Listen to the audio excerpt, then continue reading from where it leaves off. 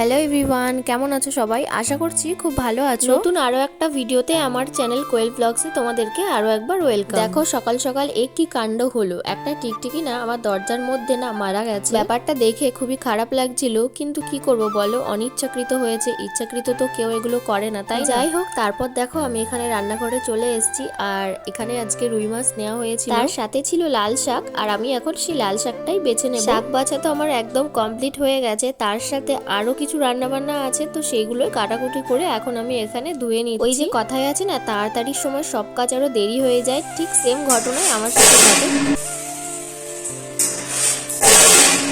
দেখলে তো কি কাণ্ডটাই না হলো, আমি এত তাড়াতাড়ি করছিলাম আর ধাপ করে না আমি বেগুন কেটে রেখেছিলাম, সেগুলো সব আবার পড়ে গেল। মাছে তো আগে থেকে লবণ হলুদ মাখানো ছিল, তো আমি আবার তার সাথে একটু সর্ষের তেল আর লঙ্কার গুঁড়ো মিশিয়ে নিয়েছি। তোমাদের সাথে গল্প করতে করতে তো আমার এদিকে মাছ ভাজা সব কমপ্লিট হয়ে গেছে। মাছটা তো আলু দিয়ে করব, তার জন্য এদিকে আমি আলুটাও ভেজে নিচ্ছি একে একে। এই ভিডিওটাই তোমরা কমেন্ট করে জানাবে তো তোমরা কে কোথা থেকে আমার ভিডিও দেখছো। দেখো মাছের সাথে তো মাছের তেলও ছিল অল্প একটু, তার জন্য ওটা এখন বেগুন দিয়ে করছি। রান্না বান্না তো আমার এদিকে প্রায় হয়ে এসছে, আর এখন শুধু মাছের ঝোলটা করলেই হয়ে যাবে। আর আজকে জানো তো মাছের ঝোলটা আমি একটু অন্যরকম ভাবে মশলাটা যখন কষে এসছে, তারপর তাতে আলু দিয়ে দিয়েছিলাম, আলু দিয়ে খানিকটা কষিয়ে ঝোলটা দিয়ে দিয়েছি, আর এখন নামানোর সময় ঘি, তার সাথে একটু গরম মশলা দিয়ে নামিয়ে নেব। দেখো শাক ভাজার জন্য কিন্তু এদিকে আমি শাকটা ভাপে একটু বসিয়ে দিয়েছিলাম, হালকা একটুখানি ভাপ দিয়ে জাস্ট নামিয়ে নেব। তোমাদের তো বললামই যে মাছের সাথে একটু মাছের তেল ছিল, তো মাছের তেলটাই বেগুন আলু দিয়ে করেছিলাম, তার সাথে করেছিলাম লাল শাক, আর ছিল